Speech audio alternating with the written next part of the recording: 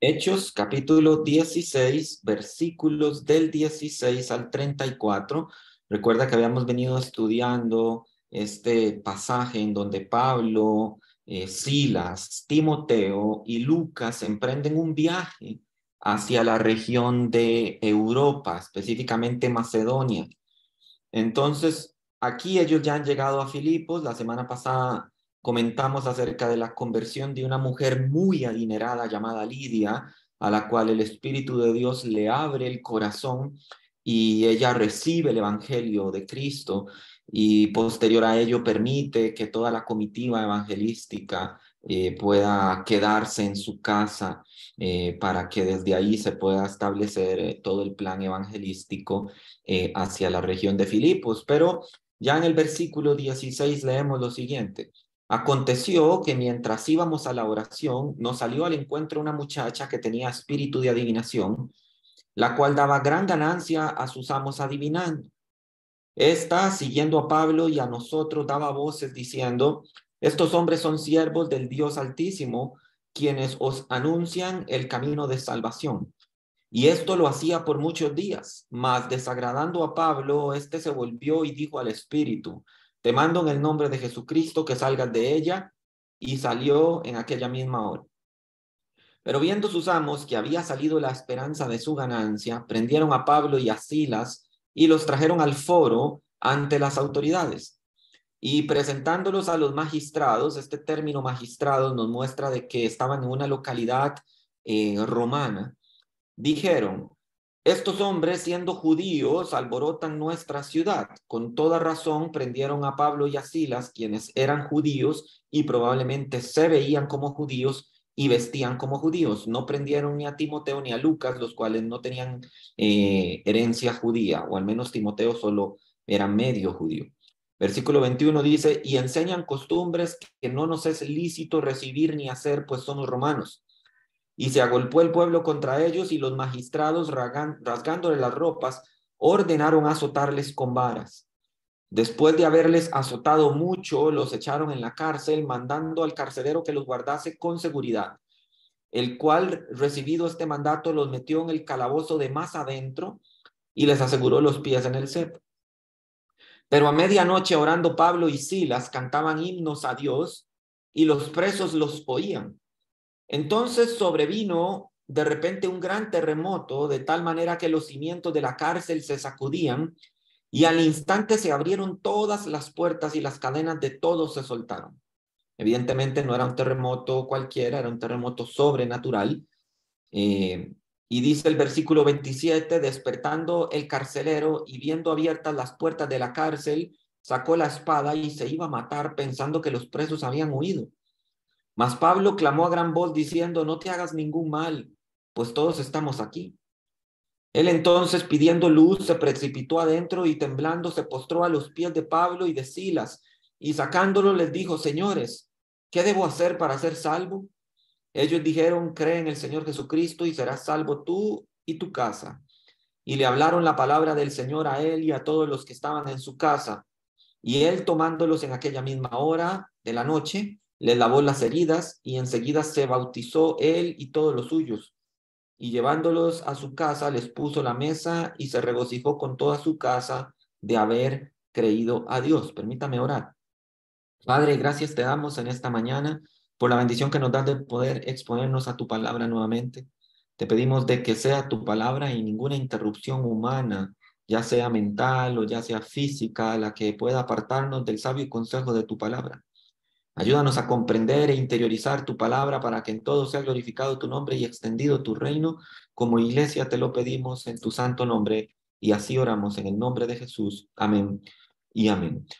Ok, mis hermanos, la enseñanza del día de hoy la he titulado Olor fragante.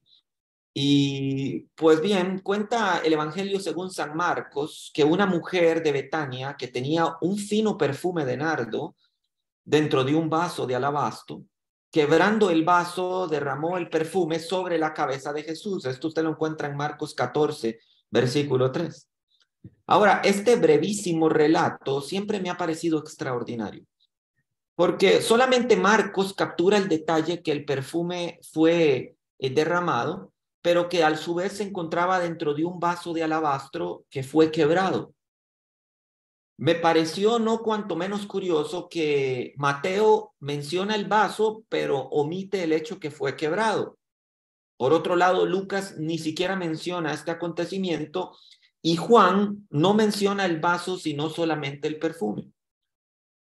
Ahora, llama la atención porque el perfume era de mucho valor y según lo detallan los tres evangelistas, tanto Marcos como Mateo como Juan, el perfume era de un exquisito olor. Sin embargo, algo que no mencionan ni Mateo, ni Juan, y mucho menos Lucas, porque no menciona el relato, es que el vaso no era barato. La mención que hace Marcos de que este vaso era de alabastro significa que el envase de este perfume era una piedra muy valorada. Lo interesante es que el vaso fue quebrado, según el relato de Marcos, y en su quebrantamiento el excelentísimo olor del perfume fue liberado. ¿Pudo haberse preservado el vaso solamente derramando un poquito del perfume? Probablemente sí, pero el caso es que no fue así como sucedió, sino que hubo un sacrificio que precedió al olor grato y fue el quebrantamiento del envase. Ahora, ¿por qué mencionar este pasaje de Marcos en medio de un estudio del libro de los Hechos? Usted podría preguntarse, pero pastor, ¿vamos a hablar de Marcos o vamos a hablar de los Hechos? Pues bien, el caso es que en Hechos nos muestra la alabanza y los cánticos después de los azotes, después de la cárcel y después del cepo. La adoración en medio del sufrimiento, como si fuera el olor de un finísimo perfume brotando de un envase quebrantado. No podemos dejar de pensar en el hecho que Pablo y Silas han venido a Filipos, que es la primera ciudad de Macedonia, atendiendo un llamado de Dios. O sea, fue Dios mismo quien por visión les manda a llamar a que tengan un ministerio en Macedonia. Pablo en visión, de hecho, ve claramente un varón macedonio que le dice, ven y ayúdanos. La comitiva evangelística ha tomado la mar, como también lo vimos la semana pasada, hay que tomar el barco. No te puedes quedar en Troas sencillamente diciendo, bueno, que la voluntad de Dios me alcance en Troas. La voluntad de Dios nada. Tome el barco y busque lo que Dios ya le está diciendo que debe hacer. Pero bueno, esta comitiva ha hecho lo que a veces muchas personas son resistentes a hacer. Han tomado la mar, han llegado hasta Filipos, obedeciendo el llamado de Dios, y aún así han sido apaleados, encarcelados y torturados dentro de un cepo. ¿Cómo puede ser que haciendo justo lo que Dios me ha pedido, esté en medio del sufrimiento y el dolor? Bueno, si ese es su caso, quédese conmigo en esta mañana, porque Dios siempre tiene un plan. La primera sección de 3 que quiero desarrollar con ustedes en esta mañana, la he titulado Nuestro enemigo es un tacaño. Así es, el diablo es un tacaño. Y quisiera que leyera conmigo nuevamente los versículos del 16 al 21. Dice así la palabra de Dios. Aconteció que mientras íbamos a la oración, nos salió al encuentro una muchacha que tenía espíritu de adivinación, la cual daba gran ganancia a sus amos adivinando. Esta, siguiendo a Pablo y a nosotros, daba voces diciendo, estos hombres son siervos del Dios Altísimo, quienes os anuncian el camino de salvación. Y esto lo hacía por muchos días, mas desagradando a Pablo, este se volvió y dijo al espíritu, te mando en el nombre de Jesucristo que salgas de ella. Y salió en aquella misma hora. Pero viendo sus amos que había salido la esperanza de su ganancia, prendieron a Pablo y a Silas y los trajeron al foro ante las autoridades.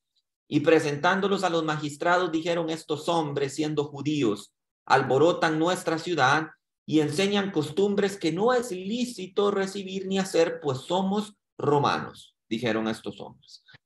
Bueno, quizás empezar con la idea de que los más bajos motivos son impulsados por el amor y el afán del dinero. Civilizaciones completas han sido arrastradas por el embrujo del oro destellante, al punto que se ha popularizado, incluso en nuestro tiempo, el refrán secular de que absolutamente todos tenemos un precio. Pues bien, esa parece ser la causa de todo este enorme conflicto que se nos relata en Hechos capítulo 16. Aparece en escena la segunda mujer de esta historia. La primera de ellas, una mujer llamada Lidia.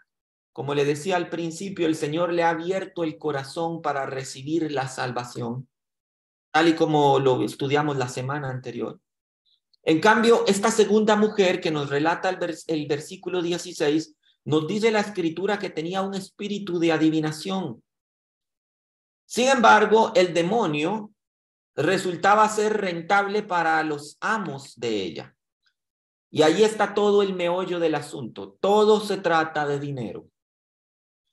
Considere por un momento a esta mujer. Yo creo que a veces perdemos el detalle y no considerar los aspectos claves de la lectura. Cuando el texto dice que daba gran ganancia a sus amos adivinando, implica necesariamente que esta mujer era una esclava. Ahora bien, sus amos no tenían, y esto es muy importante, sus amos no tenían ningún aprecio ni interés por ella. Para estos hombres, ella como persona no valía nada, más allá de su espiritual condición de adivinación, porque era lucrativa para ellos. Eran unos proxenetas ocultistas que la prostituían espiritualmente. Y aquí hay un punto al que quisiera llegar, y es lo que les decía en el título de esta sección. Nuestro enemigo es un tacaño miserable. Ama tener a las personas arruinadas y esclavizadas por simples y miserables migajas. Una vida de esclavitud recibiendo limosnas, sirviendo como títere a los deseos y los caprichos del maligno. A la mayoría de mortales, el diablo no les ofrece una cima con el reino de la tierra como tentación para caer, sino miserables migajas a cambio de esclavitud y tormento. Y bajo esa condición de prostitución espiritual, de títere del mal, están muchos sometidos por los efectos del pecado. Satanás no te ofreció oro, no te ofreció piedras preciosas, no te ofreció los reinos de la tierra. Te hizo creer que las migajas y miserias de su tacañería espiritual eran oro, piedras preciosas, pero no lo son, porque no tiene nada para ofrecer. Nada le corresponde. Así que hay muchos que han sido sometidos espiritualmente como títeres del mal y se pasean entre sus desgracias espirituales por simples y miserables migajas, tacañerías de nuestro enemigo. Cuenta una historia anónima que el diablo vio un caballo amarrado y lo soltó.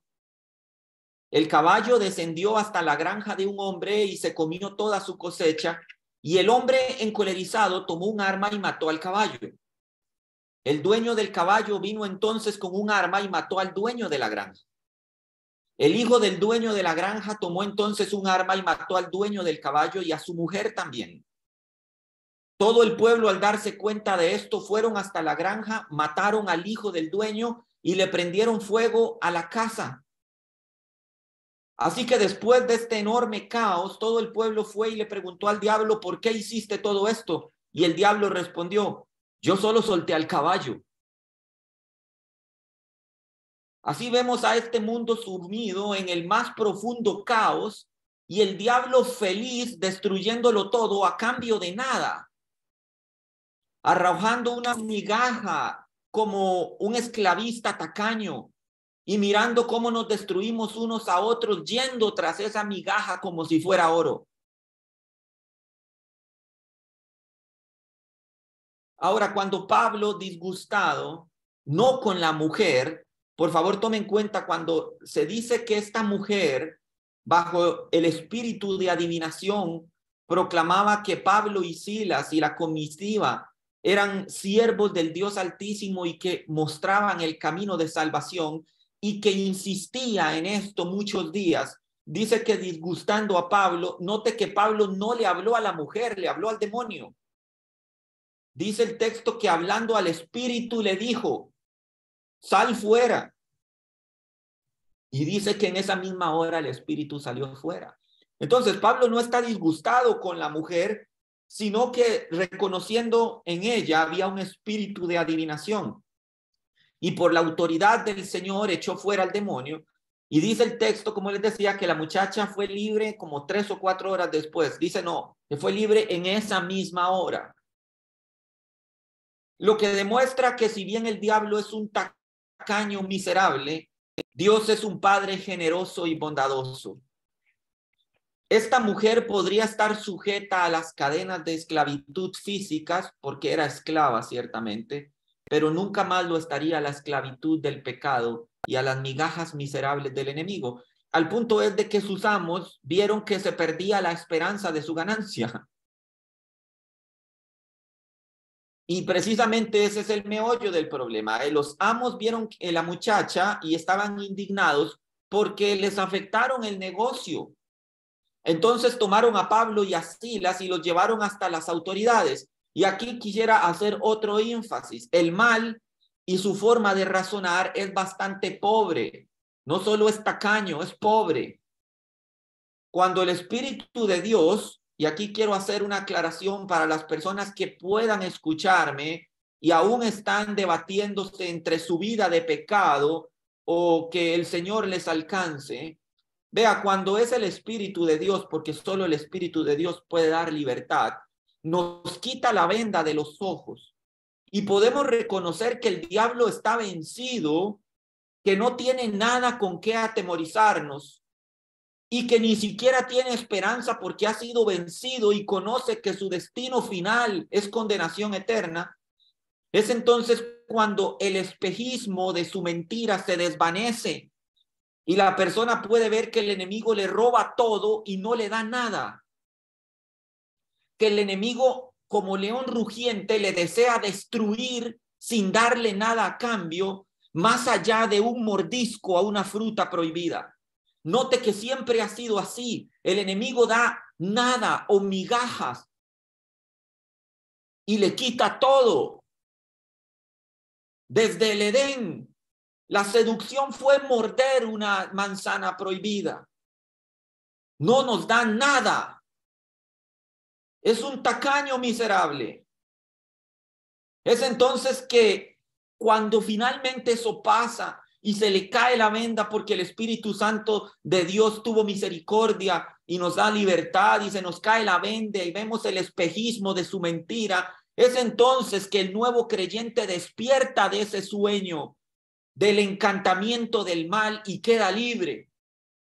En ese preciso momento el enemigo da una patada de ahogado y esto es que intenta traer pena y sufrimiento.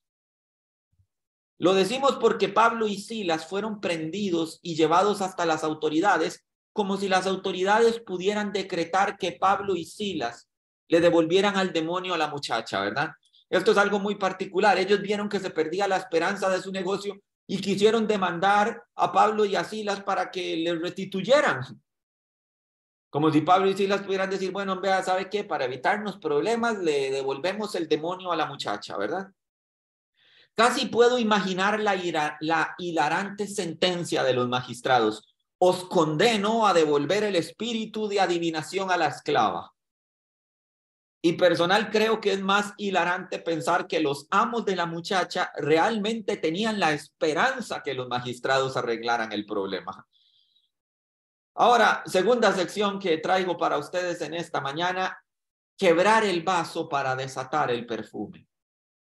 Dice el versículo del 22 al 26, y se agolpó el pueblo contra ellos, y los magistrados rasgándoles las ropas ordenaron azotarles con varas.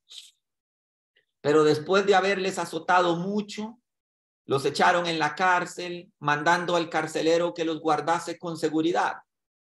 el cual recibido este mandato los metió en el calabozo de más adentro, en el hueco más profundo, y les aseguró los pies en el cepo.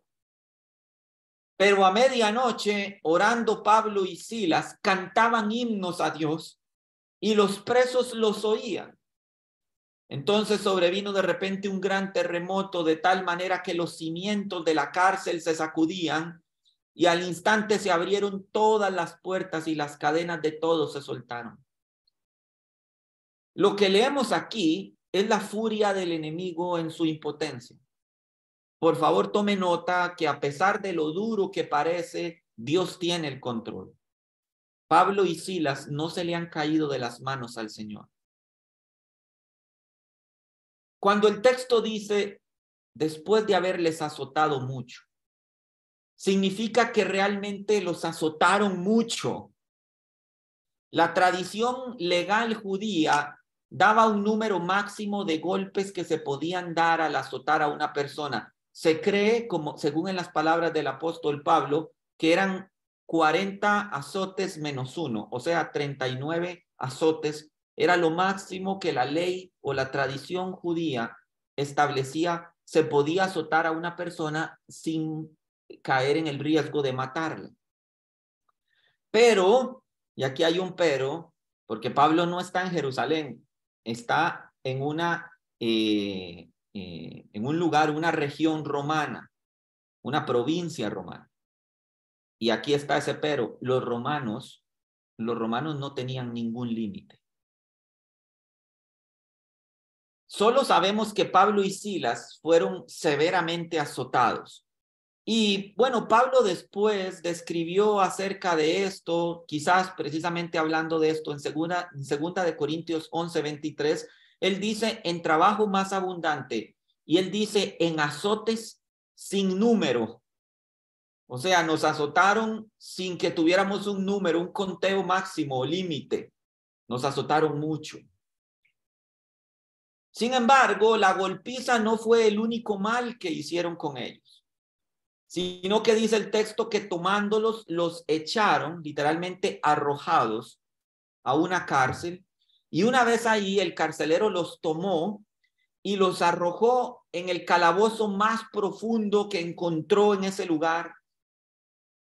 Esto es el agujero más oscuro y más alejado de todo. Y una vez ahí les aseguró los pies en el cepo.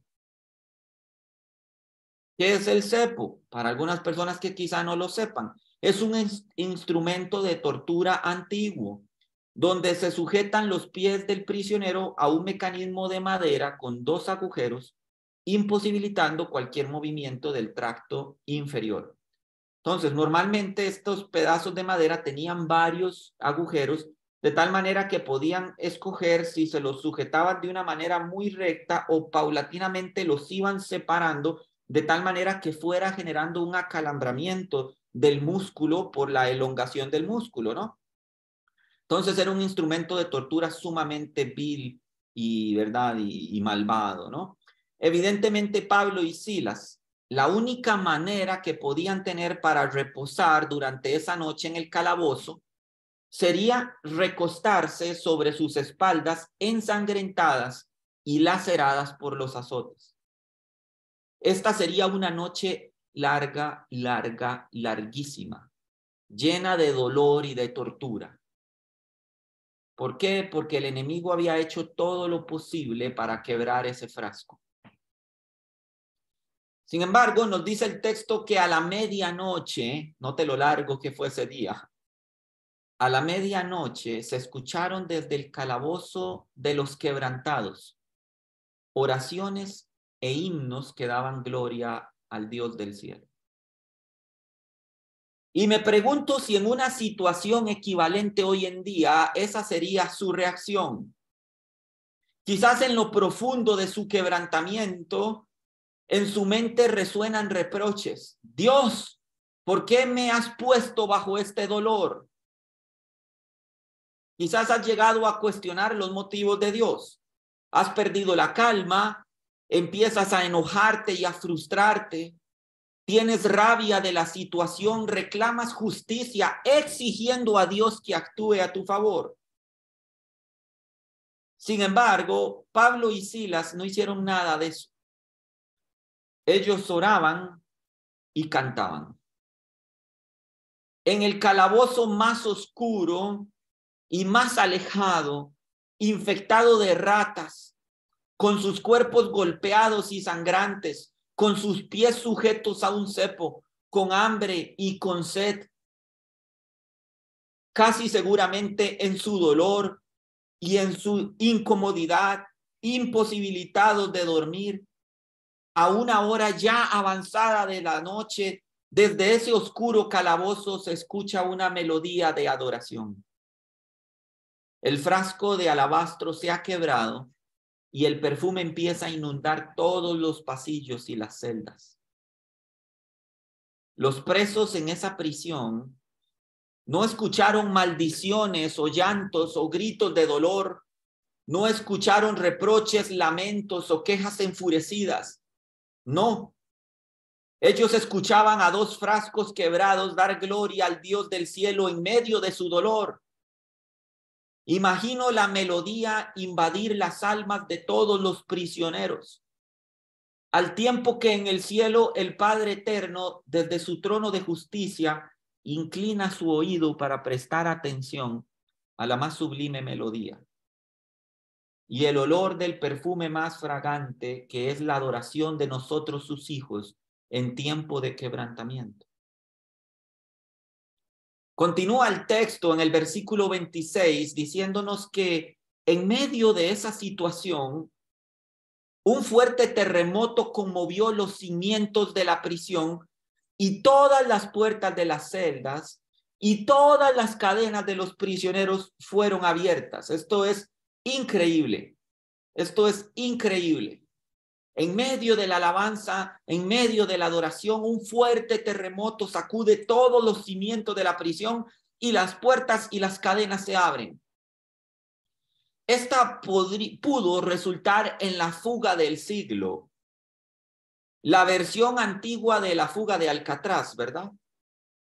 De no ser porque nadie se fugó de la cárcel en esa noche. Me pregunto, ¿qué los detuvo? No sé si usted se lo ha preguntado, pero usted está en un calabozo, evidentemente nada agradable. Hay un terremoto, se abren las puertas, se abren las cadenas y me pregunto, ¿qué los detuvo de huir? Yo imagino a los peores criminales de Filipos viendo cómo las puertas y los grilletes se abrían, diciendo, vaya golpe de suerte. La libertad me espera, solo tengo que caminar hasta ella. La única diferencia es que la libertad no estaba a las afueras de la prisión. Cuando muchos retomarían su vida justo donde la dejaron. Si eres un ladrón, retomas tu vida de ladrón. Si eres un homicida, retomas tu vida exactamente donde la dejaste, como homicida. La libertad no está fuera de las paredes de una prisión. Ellos podían gozar de libertad física, pero la verdadera libertad estaba siendo contada a manera de himno desde lo más profundo de esa prisión. Nadie movió un músculo. Todos los prisioneros continuaron atentos, con sus almas cautivadas ante el perfume de adoración que brotaba desde sus prisiones. ¿Qué es este mensaje de gracia? Nuestros oídos proscritos nunca habían escuchado palabras tan sublimes como las que escuchamos esta noche de dos envases quebrados. Estas bien pudieron ser las palabras de cada prisionero en esa oscura cárcel de Filipos.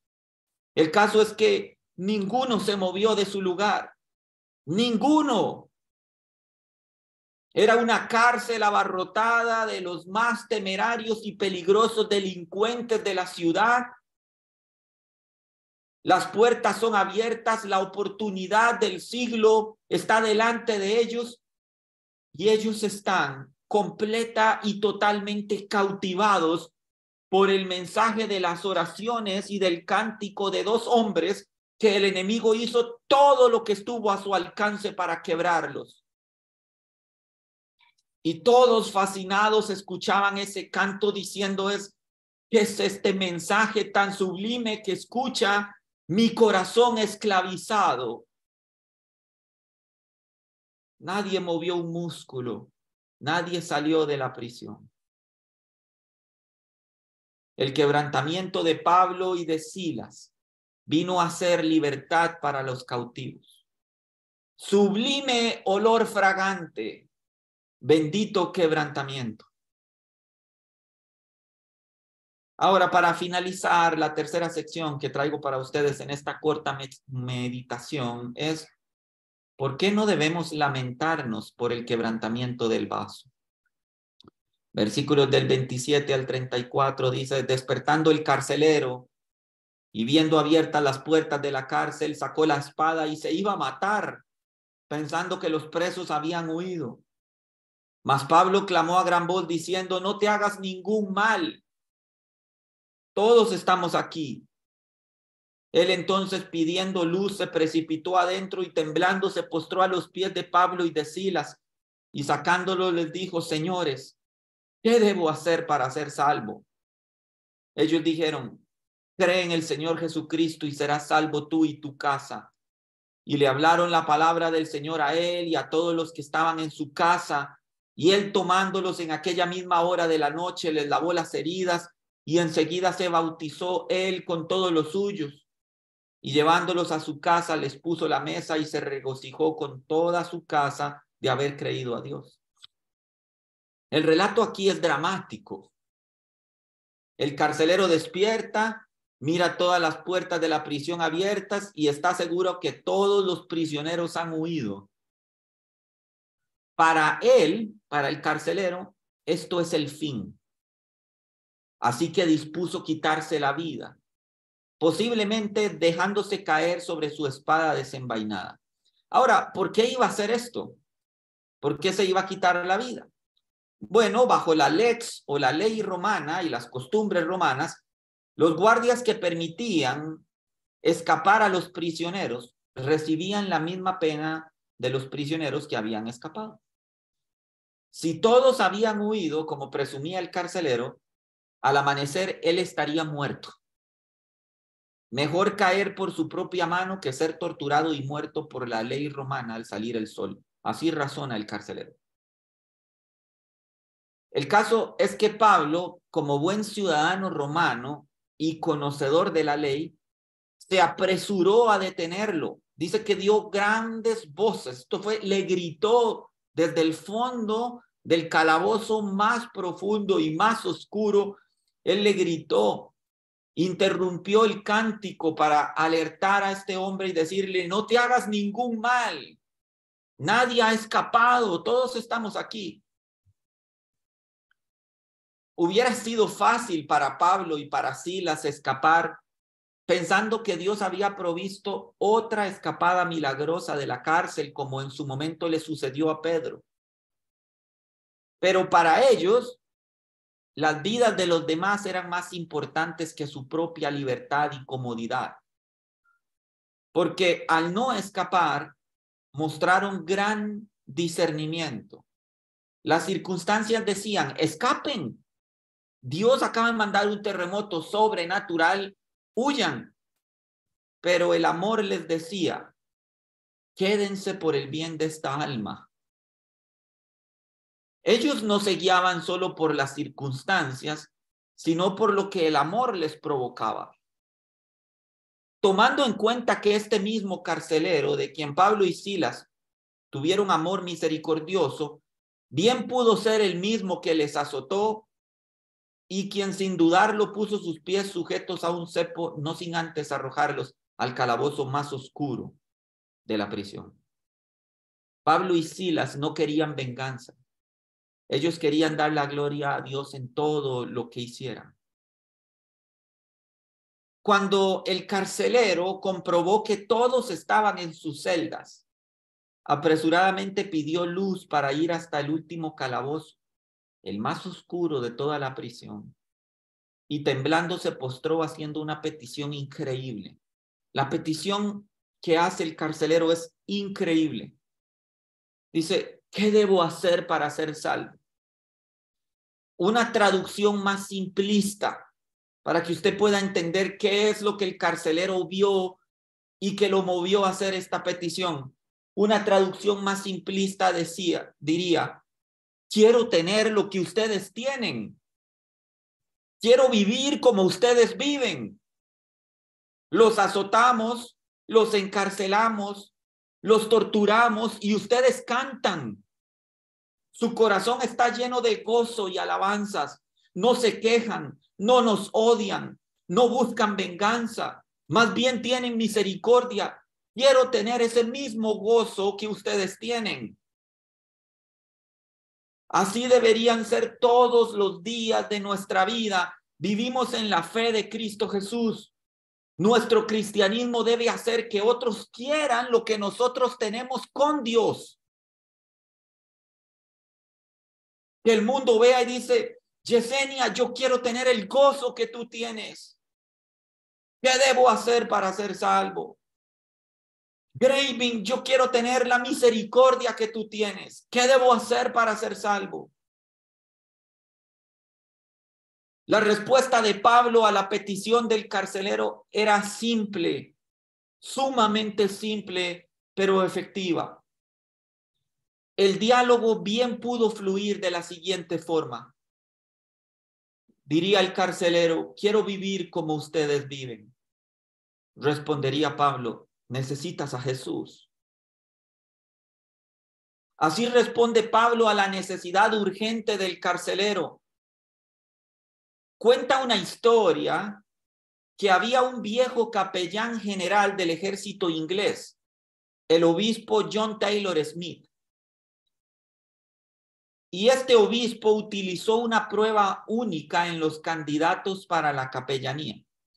Les pedía que dijeran cómo le hablarían a un hombre herido en batalla que tenía solo 3 minutos de vida. Cómo ser salvo y hallar paz en Dios. Esto fue la petición o la prueba que ponía este capellán, John Taylor Smith. A todos los que querían ser capellanes en el ejército inglés les decía, bueno, les pongo una prueba. Díganme, ¿qué le dirían a un soldado herido y que solo le quedan unos cuantos minutos de vida? En 3 minutos, dígame, ¿qué le diría? ¿Cómo ser salvo y cómo hallar la paz en Dios? Y si los candidatos no podían hacerlo dentro de 3 minutos, no eran aptos para el servicio de capellanía. Pablo hubiera calificado para el servicio sin lugar a dudas. Muchas veces adornamos nuestras palabras de tal forma que podemos llegar a perder la esencia del evangelio. Y es que toda alma cargada y atribulada necesita a Jesús y punto. Yo quiero tener lo que ustedes tienen, grita el mundo a los cristianos. ¿Qué debería hacer el cristiano? Bueno, necesita recibir la lluvia temprana y tardía según la buena mano del Dios eterno. Palabrería vacía. Cosas que no entiende nadie más que no sea otro espiritualón como nosotros. Yo quiero vivir como tú vives, dice el mundo. ¿Qué debería de responder el cristiano? Necesitas a Jesús. Bienvenido a la capellanía en el servicio a Cristo.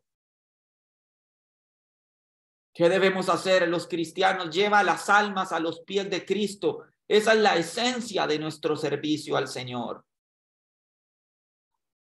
Ahora, para concluir, después de la golpiza, la cárcel, el cepo, los cánticos, el terremoto y la evangelización, recordemos que pasa la medianoche. Ha sido un día largo. Aún había espacio para una sesión de bautismos antes que saliera el sol. ¡Qué día más extraordinario!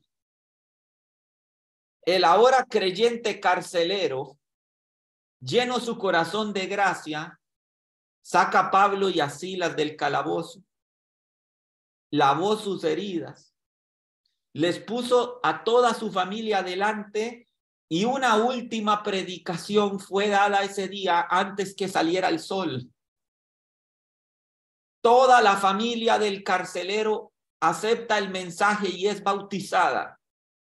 En un solo día, Dios quiso quebrantar los vasos para que antes que saliera el sol hubiera salvación y bautismo en aguas para toda una familia romana. Muchas veces pensamos que solo se trata de nosotros. Señor, ¿por qué estoy con esta enfermedad terminal? ¿Quién dijo que mi plan termina contigo? Quizás pronto estás a gozar los deleites de la patria celestial, pero con tu último aliento puedes dar salvación y vida para los que aún no la tienen. Así que nunca te quejes cuando sientes que el envase se está rompiendo, porque Dios usará tu quebrantamiento para que de la muerte brote nueva vida. Ahora, para concluir, quisiera hacer una recapitulación, 3 puntos sencillos que quiero que usted tenga en mente cada vez en este día que recuerde esta predicación. El primero de ellas, el diablo es un tirano despiadado y tacaño. Te esclaviza y castiga por simples migajas. No pienses que te va a dar el oro, no pienses que te va a dar la gloria de los reinos terrenales. Te tira una migaja y espera que te mates y te desesperes por ella. No regales tu honor y tu dignidad por recibir despojos. Que el Espíritu de Dios, en el cual hay libertad, quite la venda de tus ojos y puedas ver el espejismo en el cual Satanás te hace vivir, revolcándote en el lodo de la inmundicia como si fueras un animal. Que Dios te permita tener entendimiento y no regales la bendición por un plato de lentejas. Abre los ojos ya. Segundo punto, si usted que me escucha está pasando por un momento de quebrantamiento, una situación familiar difícil, una crisis financiera, una enfermedad terminal, tengo una pregunta que hacerle. ¿Está usted adorando a Dios o solamente pidiendo oraciones y apoyo de una manera desesperada? Yo no digo que pedir el apoyo en oración sea malo, pero usted que me escucha, ¿ha dado gracias a Dios por su situación? El doctor Stephen Davey cuenta una historia de cómo un amado amigo y hermano en la fe, copastor de su congregación, convalece de un cáncer terminal en la habitación de un hospital. En sus últimos días mandó llamar al pastor Davey, a lo cual él asistió pensando que su amigo necesitaba de oración y fortaleza en esos últimos momentos antes de partir. Cuando llegó a la habitación de su amigo, fue sorprendido por la petición que él le hizo. Él le dijo: Stephen, quiero que juntos alabemos a Dios y demos gracias por este cáncer que hoy me quita la vida. Pablo y Silas no empiezan a alabar y adorar a Dios con la esperanza de que quizás venga un terremoto, se abran las puertas, se quite el cepo y ellos puedan salir. La motivación para alabar y adorar a Dios no es la esperanza de ser libres. Ellos dan gloria y alabanza a Dios precisamente porque están en prisiones y bajo tormento y dolor y quizás piensan que van a morir ahí adentro. Ellos dan gloria y alabanza a Dios porque piensan que van a morir. Adore a Dios en su momento de quebrantamiento. Quizás no sea librado del dolor, pero sí va a ser liberada su alma. Y tercer punto, piense que el mundo le está mirando en su momento de prueba. De nuestro testimonio depende que ellos vengan en su desesperación a decirnos: yo quiero tener lo que tú tienes.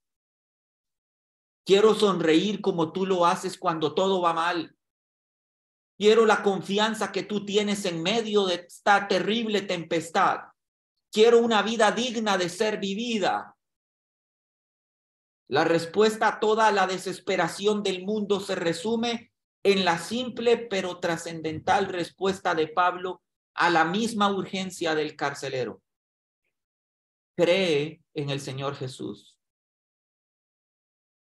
Hay quebrantamientos que brotan para vida eterna. Permítame orar.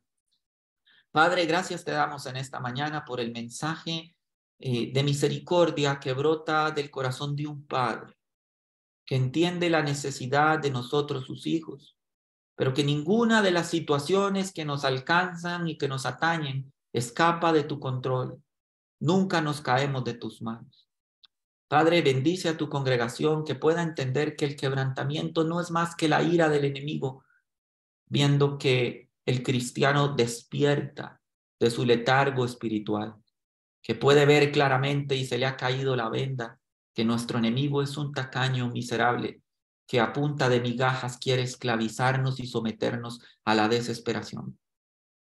No permitas que tu iglesia viva esclavizada por morder un fruto prohibido, o que pierda las bendiciones anhelando un miserable plato de lentejas. Ayúdanos a ver que la estrategia del enemigo siempre ha sido la misma y que por la gracia y misericordia que es en Cristo Jesús tenemos un Padre bondadoso y misericordioso que quiere nuestro bien. No tiene poder nuestro enemigo porque tenemos un Padre poderoso ante quien pedir defensa. Padre, y que tu iglesia entienda que el quebrantamiento es para dar gloria y honra a aquel que nos sostiene con su diestra de poder. No permitas que en nuestro quebrantamiento el enemigo siembre la amargura y haya reproche en nuestro corazón, preguntando a Dios por qué, sino que de nuestro quebrantamiento fluya un olor fragante que adore delante de la presencia del Padre eterno, Señor. Así oramos en tu santo nombre. Si usted que me escucha y ha escuchado este mensaje y ha sentido la voz de Dios hablar a su corazón diciendo, yo quiero tener lo que estos cristianos tienen.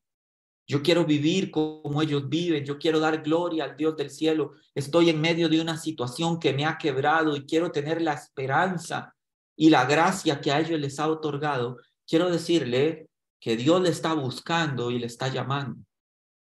Y si usted quiere tomar una decisión por Cristo, yo quisiera guiarlo en una oración en esta mañana. No es una oración mágica. No es por la repetición vana de las palabras, es si en su corazón ha sentido el llamado al arrepentimiento y está buscando acercarse a Jesús. Hoy puede ser el día y yo solo quiero ayudarle a encontrar las palabras. Así que si ese es su caso, quisiera guiarle en una oración. Señor Jesús, yo reconozco que soy un pecador, que mis errores y mis equivocaciones me han traído hasta donde estoy ahora y yo sé que necesito de perdón. Yo reconozco delante de ti que he fallado, pero quiero implorar por tu perdón, no porque lo merezca, sino porque me urge y lo necesito. Sé que moriste en una cruz por todos mis pecados y también sé que resucitaste para que yo pueda tener vida. Acepto en fe tu salvación. Quiero que entres a mi vida, que seas mi Señor y mi Salvador. Te entrego mi vida para que hagas conmigo alguien que te sirva y que te alabe. Amén y amén. Si usted ha hecho esta oración con nosotros, quisiéramos saber de usted. No sé cómo le ha podido llegar este mensaje, si a través de WhatsApp, si a través de Telegram, si alguien lo compartió en una red social o si se nos ha visualizado en YouTube. Déjenos un comentario en la caja de comentarios, escríbale a la persona que le compartió este mensaje. Queremos conocer su testimonio, queremos orar por usted, que el Espíritu de Dios le guíe a una congregación donde pueda conocer más de la profundidad, la doctrina de nuestro Señor Jesucristo. Iglesia, usted por favor levante sus manos, permítame bendecirle con la bendición sacerdotal que Dios estableció. Se debe bendecir a su iglesia cada vez que se reúna a glorificar y bendecir su nombre, y dice así: Iglesia, Jehová te bendiga y te guarde. Jehová haga resplandecer su rostro sobre ti y tenga de ti misericordia. Jehová alce sobre ti su rostro y ponga en ti paz. Amén y amén.